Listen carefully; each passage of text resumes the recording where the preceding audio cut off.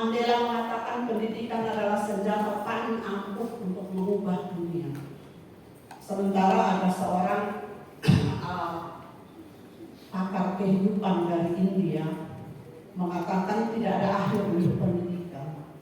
Bukan berarti Anda membaca buku, lulus ujian, dan menyelesaikan pendidikan. Karena sebenarnya seluruh kehidupan dari saat Anda lahir hingga mati adalah proses pembelajaran. Ketika SK datang, barulah kita berhenti belajar. Bagi guru, belajar adalah kehidupan itu sendiri sepanjang hayat. Terkadang memang perubahan harus dilakukan dari satu tahun ke tahun berikutnya. Tentu ketika kita bicara kurikulum hanya capaian atau kompetensi, yaitu dalam rentangan waktu yang panjang. Tapi revisi instrumen dan sebagainya itu berlangsung setiap saat. Kami bekerja terus dan tidak berhenti. Setelah diimplementasikan, kami terus bekerja, merevisi, mengubah, dan evaluasi dan uji coba kurikulum itu salah satu cara untuk menjamin kurikulum sesuai dengan kebutuhan. Nah, kita tahu Bapak Ibu bahwa boleh berdiri ya, bahwa kurikulum yang datang sebagai dokumen kita sebut ideal kurikulum.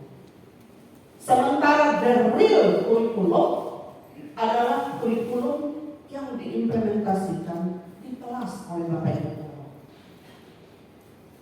Tidak pernah sebuah kurikulum begitu sempurnanya ketika dirumuskan kemudian diimplementasikan akan sesuai dengan harapan. Ada banyak pihak yang terjadi dan ada banyak aspek yang terjadi. Apalagi kita tahu di Indonesia ini disparitas pendidikan begitu besarnya, dan itu membuat gap antara ideal kurikulum dan dari kurikulum besar terjadi di mana-mana. Dan karena itu juga tidak mustahil kalau terus dilakukan revisi, ya. Nah, Permendikbud nomor 12 tahun 2024 telah menegaskan implementasi kurikulum nasional. Waktu itu saya dapat jampi banyak sekali dari guru Pak. Ibu, bagaimana Ibu sudah melakukan sosialisasi pada kurikulum berubah lagi? Ini ada kurikulum nasional loh katanya. Padahal yang disebut kurikulum nasional adalah apa? Kurikulum merdeka yang diberlakukan secara nasional di seluruh wilayah NKRI. Setelah 3 tahun diuji coba di sekolah-sekolah penggerak, dan kemudian dari masukan-masukan dari sekolah penggerak itulah digarap kemudian dilakukan revisi. Kita akan melihat kurikulum yang ada. Kita mulai dari fase. Kita mulai dulu dari fase. Perubahan yang cukup signifikan terjadi pada fase A, B, dan C. Tidak berubah total ya, secara signifikan tidak berubah total. Tetapi kita lihat pada fase A masih tetap konsisten dengan sosialisasi yang terbatas. Salah ya, karena saya lihat di beberapa kesempatan guru-guru masih sulit untuk merubah mindset dari fase ke kelas, dari kelas ke fase. Masih tetap berpikir dalam rangka kelas. Kita lihat fase A. Pada fase A, sosialisasi terbatas pada dirinya dan lingkungan terdekat. Itu masih konsistennya. Bapak Ibu, kenapa kurikulum harus dirumuskan pada fase bukan kelas? Karena pemerintah konsisten ingin teaching at the right level, mengajar pada level yang tepat, sesuai dengan usia, perkembangan, kebutuhan, dan kepentingan peserta didik. Karena itu ketika kita memahami capaian pembelajaran yang ada, pikiran kita arahkan ke fase, capaian fase. Nanti ada kesulitannya. Nanti saya beritahu apa kesulitan merubah mindset dari kurikulum 2013 ke kurikulum Merdeka. Mindset kita masih pada KIKD dan juga fase. Dan banyak guru mencoba membuat kesejajaran antara kurikulum Merdeka dan kurikulum 2013. Itu fatal menurut saya. Karena ada perbedaan esensial, filosofinya juga berbeda. Kita lihat pada fase D, sosialisasi menjadi sedikit lebih luas dan dengan lingkungan dekat. Terdekat dan dekat beda ya Bapak Ibu. Kenapa disebut lingkungan terdekat? Anak kecil itu lingkungan terdekat dia adalah ayahnya, keluarga. Kemudian dia mulai kenal lingkungan yang jauh, sedikit lebih luas. Lingkungan yang dekat dengannya. Pada fase C, ini nanti diperdalam oleh teman-teman di jenjang Ibu Novi dan Ibu Yudi. Pada fase C, dia mengenali lingkungan masyarakat, kemajemukan, tanggung jawab yang sedikit lagi lebih luas. Kita lihat fase A, B, C adalah jenjang SD. Pada fase A, dengan sosialisasi yang masih terbatas pada lingkungan terdekat, peserta didik kita bimbing. Pada fase ini belum terlalu banyak perubahan. Kita bimbing untuk memahami bahwa Allah menciptakan dia sebagai pribadi istimewa. Karena itu Allah juga memberikan dia keluarga. Dan apa respons dia? Anak mulai diajarkan tanggung jawab pada skop yang terbatas. Allah berkarya, Allah pencipta, memahami Allah menciptakan dirinya sebagai pribadi istimewa dan membangun interaksi dengan lingkungan terdekat. Ada tambahan di situ ya, membangun interaksi dengan lingkungan terdekat. Itu bedanya. Ada yang pegang kurikulum lama yang belum direvisi. Konteks ini perlu ditambahkan karena sebelumnya tidak dia langsung ke orang tua ya, Ibu Novi kalau nggak salah. Jadi ini konteksnya dibuka. Begini Bapak Ibu, kita berupaya supaya tidak mengunci pembelajaran pada CP. Lingkungan terdekat dia adalah keluarga. Memahami pemeliharaan Allah pada dirinya melalui kehadiran keluarga. Nah, kenapa kosong di dua sub-elemen itu? Sebenarnya kami berdiskusi alot pada waktu itu sebaiknya dibelajarkan karena di sekolah minggu sudah ada. Cuman kita takut kalian guru kebablasan membuat pembelajaran yang cukup berat mengenai Kristus dan nanti anak-anak sulit. Kita lihat manusia dan nilai-nilai Kristiani, memahami diri sebagai pribadi yang bertumbuh dan berkembang. Ini nanti akan terulang di fase-fase berikut sampai pada SMA kelas 11 bertumbuh jadi dewasa. SMA ada perubahan yang cukup signifikan. Ada yang bisa jawab. Memahami diri sebagai pribadi yang bertumbuh dan berkembang. Bagaimana cara breakdown? Bagaimana cara breakdown supaya bisa mencakup kelas 1 dan 2?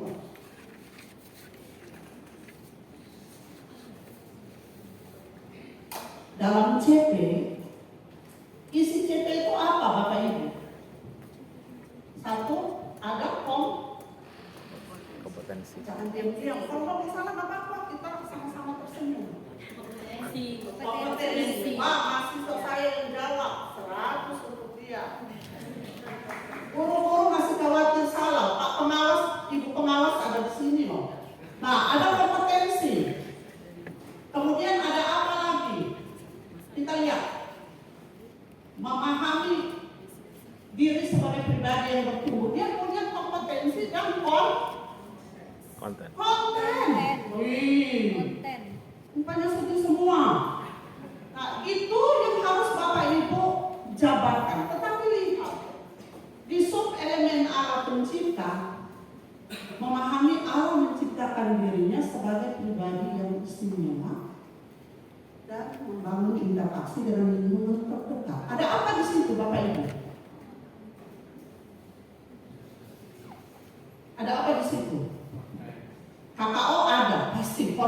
kasih Pak, kalau nggak ada nggak jadi CP. Ada apa lagi di situ? Aduh, bagaimana ini Bapak Ibu pengawas? Ada KKO pasti ada ya, kompetensi pasti ada dalam bentuk KKO, memahami. Kemudian ada konten dan ada konteks, luar biasa. Terima kasih Pak Guru. Nah, ini harus di breakdown ke kelas 1 dan 2. Bagaimana cara membreakdown? Nanti kita belajar. Selama ini Bapak Ibu lakukan apa dengan CP-CP ini? Itu di breakdown ke kelas 1 dan 2. Nah, kalau ada konteks,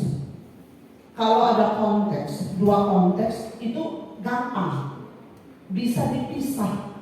Misalnya satu keluarga, satu sekolah. Nah, pada sub elemen itu kita fokus ke keluarga, kemudian ke kelas 1 ya, kelas 2-nya sekolah. Nah, kalau tidak berkonteks, hanya konten, yang Bapak Ibu jabarkan adalah membuat batasan. Pada kelas 1 dia sampai di mana? Tanggung jawabnya di rumah sampai di mana? Saya hanya ingin mengingatkan kembali kenapa ini dirumuskan per fase. Berarti Bapak Ibu harus punya pengetahuan yang mendalam tentang psikologi perkembangan anak pada usia perkembangan, pertumbuhan, dan kebutuhan dia apa. Kalau tidak susah. Di kurikulum 2013 kami petakan itu dan sertakan di buku kurikulum. Tapi justru di kurikulum Merdeka tidak ada. Jadi Bapak Ibu harus belajar sendiri. Banyak orang yang bahkan masih bingung soal bagaimana membreakdown karena pikiran mereka akan ada CP tahunan. Kita masih berpikir dalam kerangka kurikulum 2013. Untuk apa kalau gitu? Kalau untuk membreakdownnya Bapak Ibu harus memetakan TP, tujuan pembelajaran dalam fase. Dari TP itu kemudian Bapak Ibu membuat batasan, sampai di sini. Gak percuma Kemendikbud meminta kita membuat ATP, alur tujuan pembelajaran. Alur itu akan membackup kita membuat penjabaran yang tepat terhadap CP-CP ini. Karena ketika Bapak Ibu membuat TP sekaligus kerangka pembelajaran, outline-nya sudah dibuat. Itu 3 fase A, B, C. Kelas 1, 2, 3, 4, 5, 6. Kita lanjut ya. Pada fase D kita lihat pembentukan diri, mengenal dunia sekitar secara lebih luas lagi, dan kewajiban dia sebagai warga gereja dan warga negara pada skop yang terbatas. Itu fase D SMP. Pada fase E, keseimbangan hidup, pengenalan toleransi hidup di tengah masyarakat majemuk. Fase F, pemantapan jati diri dan tanggung jawab sosial yang jauh lebih luas. Dia belum bergeser sebenarnya dari kurikulum 2013 secara substansial, di mana tanggung jawab anak, tanggung jawab sosial diperluas pada aras global, bukan hanya lokal. Demokrasi, HAM, ras, etnis, gender merupakan topik-topik yang dibahas dalam fase F. Ada pertukaran fase E ke F. Yang tadinya fase E membahas bertumbuh jadi dewasa, dia pindah ke fase F. Mengapa begitu? Kita berpikir anak baru beradaptasi dari SMP ke SMA, langsung kita tolong dia menjadi dewasa. Bersyukur kan tim kurikulum temukan juga kekeliruannya. Jadi kita pindahkan ke fase F, sehingga ketika kelas 11 Dia belajar pembentukan jati dirinya, dan di kelas 12 betul-betul dia memantapkan pertumbuhan menjadi pribadi dewasa, sekaligus mempersiapkan dia masuk kelas 13. Anak-anak ini kan menjadi pemilih pertama ya di pemilu dan sebagainya. Jangan dikira Pak tidak punya tanggung jawab itu. Bapak Ibu guru bertanggung jawab mengajarkan anak-anak bagaimana memilih menurut hati nurani, memilih yang benar. Bagaimana berhadapan dengan perbedaan ras, etnis, gender di tengah masyarakat global yang begitu mobile.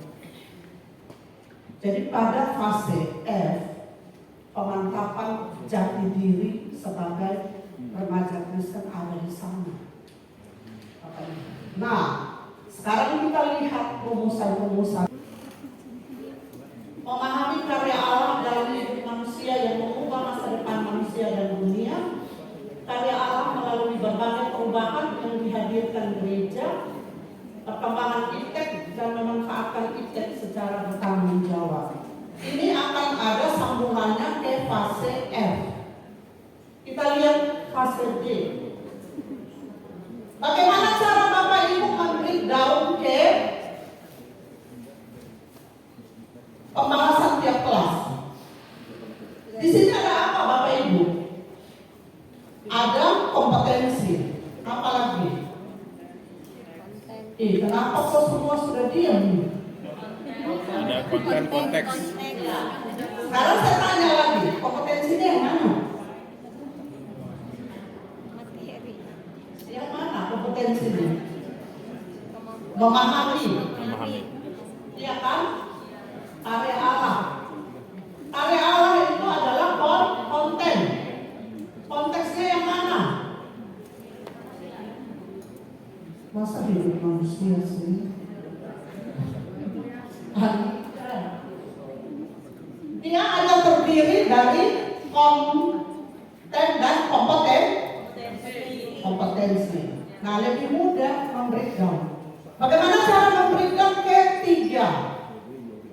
Allah dalam hidup manusia. Ingat Bapak Ibu, di dalam konten itu ada statement yang mengikat yang lain. Jadi jangan diputus-putus. Ini yang menjadi fokus utamanya adalah karya Allah. Karya Allah seperti apa?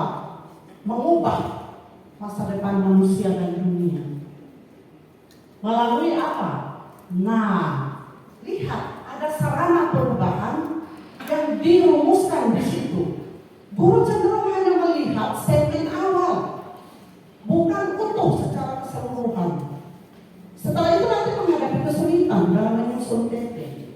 Jadi kita lihat memahami karya Allah dalam hidup manusia yang mengubah masa depan manusia dan dunia.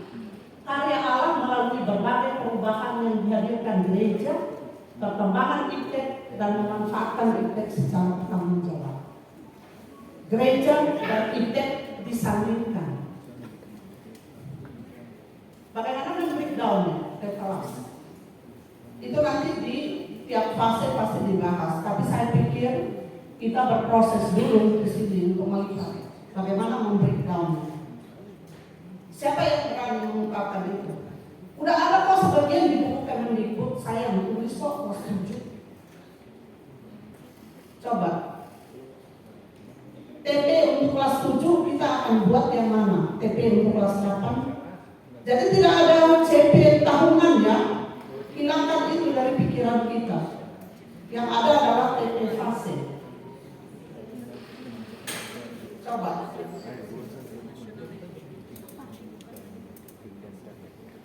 Saya bantu ya. Di buku Kemendikbud sudah ada tuh. Memahami karya Allah dalam hidup manusia. Yang pertama, kita bisa menulis bahwa Allah berkuasa mengubah hidup manusia. Yakin nggak? Yakin. Yakinnya hanya 1-2 orang. Yakin ya? Allah berkuasa mengubah hidup manusia.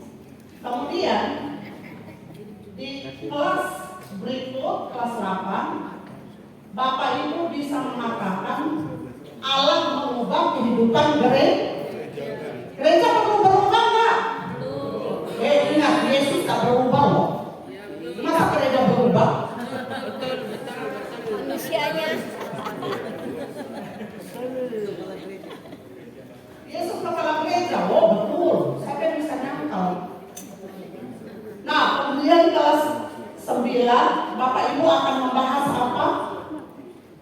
Melalui ITEK, Allah juga mengubah dunia.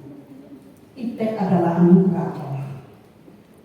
Jadi orang akan belajar Nibur, beberapa tokoh lainnya, dilema iman dan ilmu pengetahuan akan dibawa ke situ. Tapi ingat, Alkitab bukan buku ilmu pengetahuan. Alkitab adalah buku kesaksian tentang Allah yang hebat, luar biasa, yang berkuasa. Maka kita breakdown ada 3 kelas itu, 3 fase. Atau ada yang punya pemikiran lain, silakan. Asal jangan lari dari CP. Bapak Ibu, CP event. Nah, terkadang juga setelah membreakdown kita merancang kegiatan. Kegiatan kita hanya just for fun, tidak mengecek kembali kesesuaian dengan CP. Dan nanti sebentar saya tunjukkan komponen-komponen kurikulum yang harusnya saling berikat dalam kita menulis pembelajaran maupun mengajar di kelas dari kurikulum ini. Kelas tidak ada yang bisa Anda lakukan kecuali menyusun TP pada kelas itu, pada fase itu. Karena fase E hanya mengcover kelas berapa? Oh 10, dan tadi saya bilang kelas 10, betul. Nah, kita lihat memahami manusia diberi kemampuan untuk mengembangkan rasio dan kepekaan Tuhan. Saya mau tanya, dalam beriman orang butuh rasio enggak? Jual semua hartamu, besok Kristus akan datang. Kalau kamu tidak menjual hartamu akan percuma. Nah, SMA kelas 11 dan 12. Kita lihat. Memahami perkembangan kebudayaan ilmu pengetahuan dan teknologi serta demokrasi dan HAM sebagai anugerah Allah yang dijabarkan dalam praktik hidup sehari-hari. Satu tingkat lebih tinggi. Kalau tadi di SMP dia hanya belajar tentang ITEK, ilmu pengetahuan dan teknologi, bagaimana memajukan kehidupan. Di sini bagaimana orang memahami ITEK sebagai anugerah Allah. Dia akan membahas ITEK dalam 2 sisi yang membawa kebaikan hidup dan kehancuran. Artinya apa? Di antara pengembangan itu dibutuhkan sikap iman. Nah, Bapak Ibu kelas 11 12. Emang sudah makan ada 3 konteks loh. Coba baca 3 konteks itu apa saja? Pak Desra. Apa itu, Bu? Apa itu? Di mana tadi saya Ini ada 3 konteks. Allah pemelihara, memahami talenta pemberian Allah serta menggunakannya untuk kepentingan gereja, bangsa dan negara. Apa aja? konteksnya kepentingan gereja, bangsa dan negara. Artinya apa? Bagaimana anak SMA terpanggil untuk menggunakan apa yang ada padanya, kemampuan dia, berkontribusi dia, bagi kepentingan di gereja dia seperti apa, bagaimana untuk bangsa apa yang dilakukan, untuk negara. Kontribusi ya? Ya, baik, betul, kontribusi. Terima kasih. Nah, fase A, B, C, D, E, F. Saya berharap pemerintah secepatnya mengeluarkan dokumen itu sehingga atas izin Kemenak, Bapak Ibu bisa memperoleh kurikulum terbaru. Karena banyak orang sudah tidak sabar, ada yang menyusun modul dan sebagainya, tapi Anda akan menyusun dalam kurikulum lama. Pembaruannya sekitar 50%, sangat signifikan, ya kan? Jadi Anda harus panah yang mengikat satu dengan yang lain. Ini kita kuliah kurikulum lagi ya, nggak apa-apa. Itu adalah saling berikat satu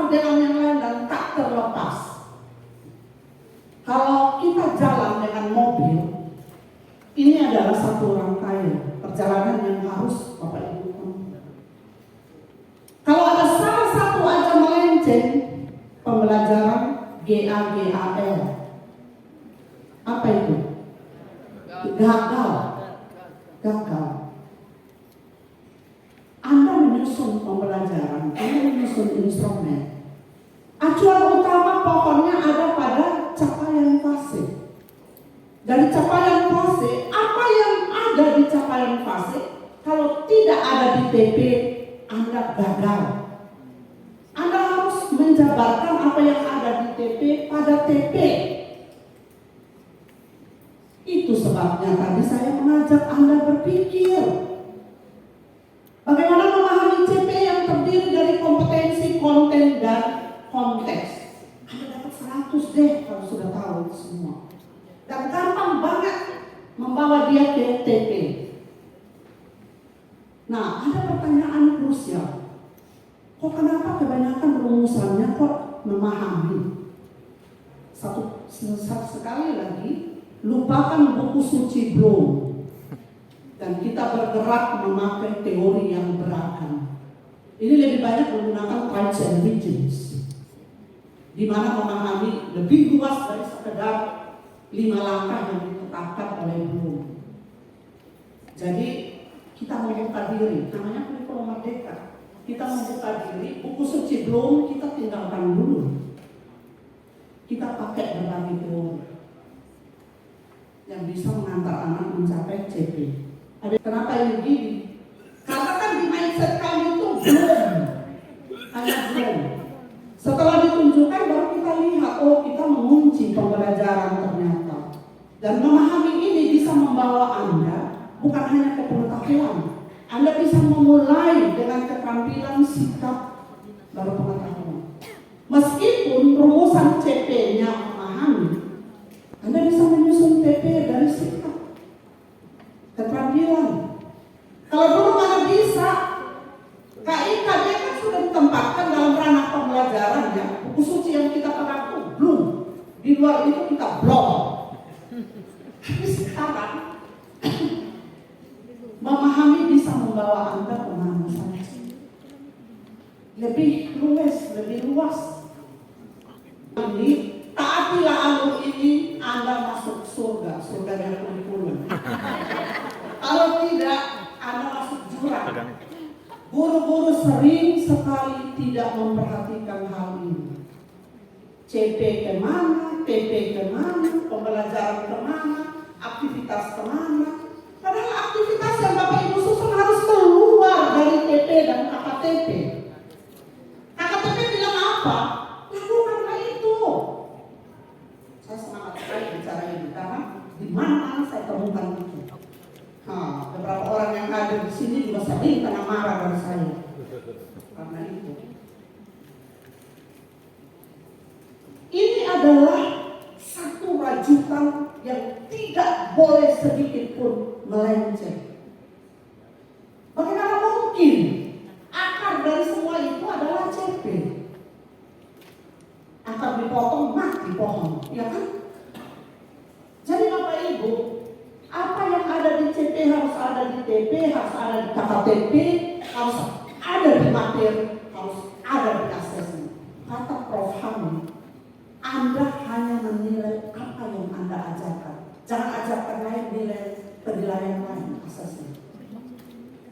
Anak-anak mati semua, ya kan? Itu namanya penilaian yang tidak fair.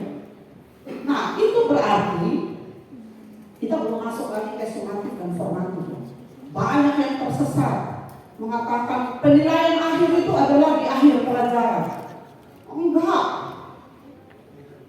Itu pada akhir semester untuk menentukan nilai akhir anak. Bagaimana dia punya pemahaman secara komprehensif terhadap pembelajaran. Tapi jangan lupa ya Bapak Ibu, di PAK Anda bernalar seperti apapun, Anda harus pastikan ada message yang tersimpan dalam hati nurani Anda. Pembelajaran Anda harus bermakna. Entah Anda pakai aktivitas yang fun dan sebagainya, bukan just for fun, tapi lewat aktivitas itu anak-anak betul mendalami materi yang dibelajarkan sehingga dia sadar Tapi saya lihat ke diri saya, oh belum, saya harus berubah. Karena para pakar sepakat bahwa belajar Pak tidak ada artinya tanpa pembelajaran hidup, tanpa perubahan hidup. Ingat tadi khotbah Bu Esther, dasar yang kuat dan yang lemah. Oke, sekarang bertobatlah. Kalau bikin pembelajaran, tulis modul, periksa kembali konsistensi kaitan antara satu komponen dengan komponen yang lain. Saya rasa kalau banyak pengawas saat ini, Bapak Ibu guru Pak berbahaya kalau mereka periksa instrumen Bapak Ibu, meng-cross check kembali. Kami di penulisan buku PPK Gunung Mulia kami periksa satu persatu. Anak-anak ini yang tulis sekarang mungkin marah juga sih. Kami periksa satu persatu, cross check ulang apakah asesmennya sesuai dengan KKTP yang dia susun, dengan TP. Kemudian kami naik lagi terakhir ke CP. CP berbicara apa? Banyak kali CP berbicara lain, TP ke lain, pembelajaran ke lain. Saya ingin dapat pengakuan dosa. Apa kita sering melakukan itu? Kita nggak peduli pada alur ini, pada rajutan ini, komponen. Contoh modul, contoh bikin soal, tanpa tahu dari mana datangnya. Percuma nanti kalau kita tidak paham dari mana datang. Mari kita pastikan tiap komponen kurikulum tersebut saling mengikat satu dengan yang lain. Pak adalah disiplin ilmu, tapi pada sisi lain dia adalah ajaran iman. Sebagai disiplin ilmu kita harus mempelajarkannya dalam aturan kurikuler yang benar, yang dapat kita pertanggungjawabkan. Sebagai ajaran iman, Bapak Ibu harus merancang dengan sangat hati-hati sehingga anak-anak memperoleh sesuatu. Ada message yang tersembunyi di dalamnya bisa Bapak Ibu sampaikan pada anak-anak. Lanjut di terakhir. KKOTP sama dengan CP. Karena di belum begini-begini, lupakan belum. Kenapa sama? Kamu bisa mulai dari keterampilan, sikap, kemudian terakhir disejajarkan dengan CP di dalam CP. Susah kita ngomong begini kalau nggak berlatih. Oke, itu dulu.